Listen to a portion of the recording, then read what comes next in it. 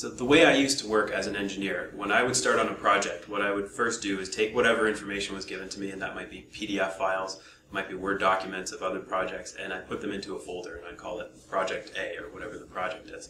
And that would be my repository of information. It's just a folder. And as I work on the model, I would typically just keep it in that folder, and other pieces of information come along, and it all goes into that folder. The problem with that is that there is no link between that information and why I made decisions within my model to get to that point.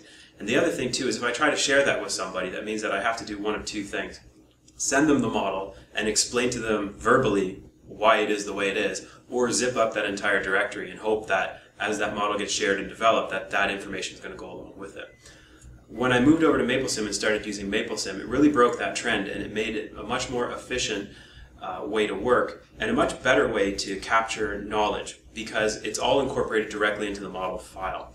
So within the model file, I can retain all those things like I said before, the PDFs, Word documents, CAD data, data sets, that's all in there, so you don't have to worry about losing that.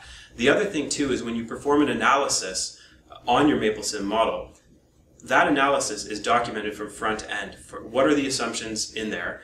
What are the results of those assumptions? What am I doing with those assumptions? And how does that feed back into the model? All of that is in there, so it's totally unambiguous how I got from A to Z. All those steps in between are shown, and all of that is captured directly in the model.